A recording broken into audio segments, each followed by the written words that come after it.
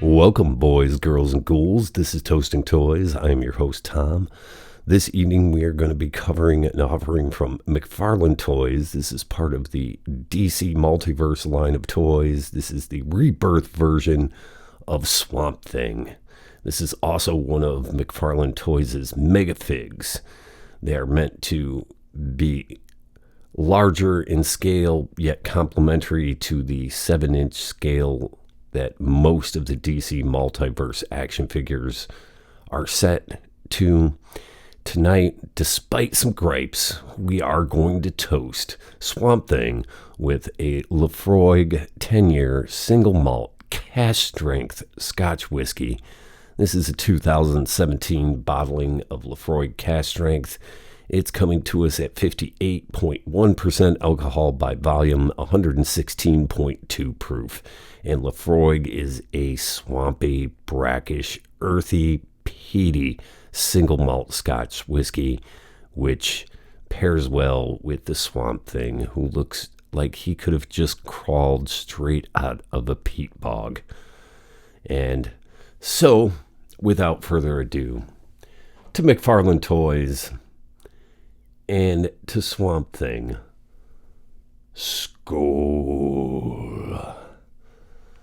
So, Swamp Thing is one of the characters that, from DC Vertigo, I believe the first appearance in 1971, then the first issue in 1972, leading into the Wes Craven movie adaptation that was written and directed by him, a classic that still holds a place in my heart. I think it was one of the first movies I ever got to see some naked boobies in, and we had those lovely poodle perms of the 80s. So Cable, yes, had to rewatch the movie after picking him up because I was on the fence, but I decided, what the hell, pull the trigger on it. I really have been hesitant. Most of the DC Multiverse line from Mcfarlane bores me. Most of actually what he produces today bores me.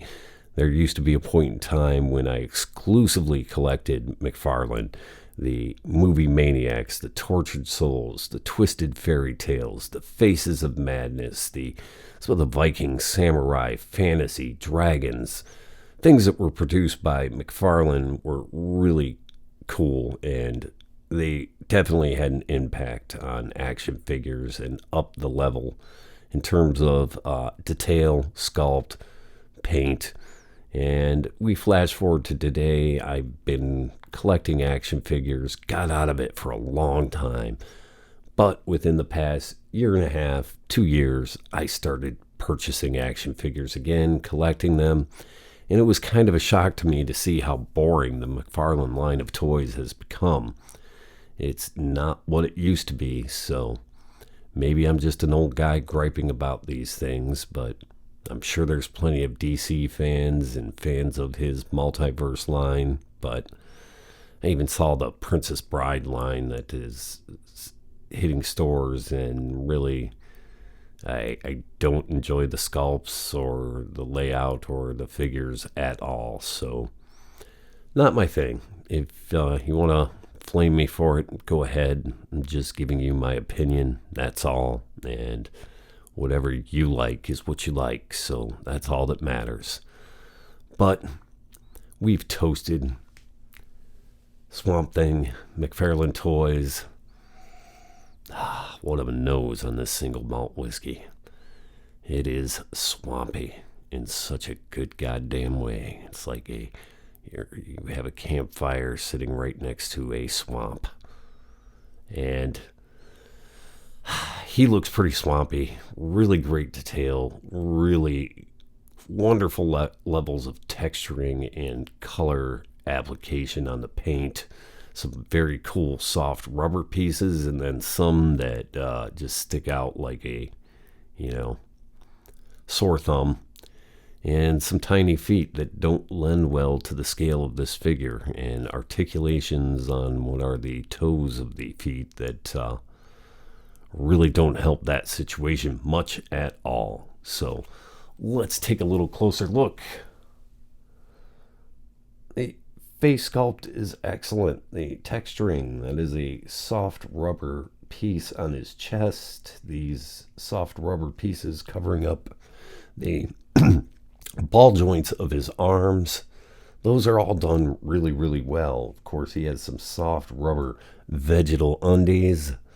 But then there's this freaking eyesore right here. This soft rubber piece that just does not flow with the sculpt of the figure and sticks way too far out onto the hand and over the wrist, extending from the forearm. They could have cut that way back further, and I think it would have looked better. So maybe I'll do a little butchery and see if I can't rectify that if I feel a little squirrely one of these days.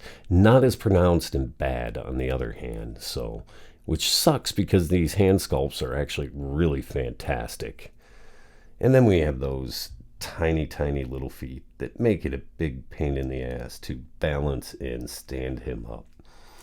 He's got sort of pretty good articulation. I think they say 22 points of articulation, but really, you're really going to have limited posing with him to play that balancing act and to get him to stand upright. And if he stands upright and doesn't fall, I'll be very happy by the end of this video. So with that said, I've griped. Todd Mcfarlane produced some really cool things in the past. Hopefully, maybe things will change. I've now, gotten into a lot of the NECA, Super 7, some Marvel Legends, and a few other lines. But at this point in time, McFarlane Toys just really isn't producing anything that's on my radar that I really care for. But he hit me in the old nostalgic spot, so I did go ahead and pick him up, and he does remind me of an old school Mcfarlane figure with all the level of detail and the paint, shading, everything's done really well, so that's cool. Let's give you a little bit of sense of scale. I don't have many, or almost, I do have, if we can get him to stand, Batman Beyond. So that's one of the DC Multiverse lines. I always like the sleek look and the black and red contrast of the Batman Beyond.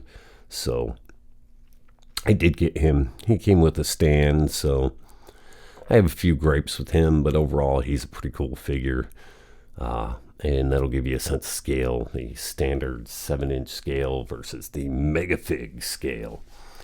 So, pretty cool. Definitely like the Batman Beyond. There's some issues, the wings, the pegs, as long as he's sitting like the right angle, right direction, he's pretty cool. But just one little silly gripe. No, it's like dominoes. One figure hits one figure and they all start tipping over. But standard blurb comes inside. The packaging of these is pretty basic. It was a really big package. If it's too big and not that important to me, I will just get rid of the packaging. All of these come with a little card, pretty much giving you a nice photo mock-up of the figure and a little blurb giving you a little bit of background to this. So let's go ahead and read this blurb. While scientist Alec Holland was working on a formula to grow plant life where there is none, a rival organization vying for the formula set off a bomb that covered Alec in his biorestorative serum. To escape the flames of the explosion, he stumbled into a nearby swamp where he was mutated into the strange hero known as Swamp Thing. Swamp Thing has superhuman strength and the ability to regenerate any proportion of his body. He can also command plants to do his bidding and change locations instantaneously by inhabiting vegetation anywhere in the world. So, Swamp Thing's got a pretty cool skill set. Maybe it's elemental. Definitely a cool concept, and have always enjoyed Swamp Thing. With that said, I hope you guys enjoy these reviews. Stick around. I will be doing some more. Give me a like. Give me a subscribe. Click the notifications. I'm going to try to pump a couple of these out a week. And with that said, let's just, for the sake of it, go back to the old glory days of Mcfarlane. One more comparison to set him up with.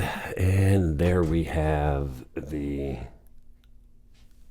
Movie Maniacs, Lord of Darkness.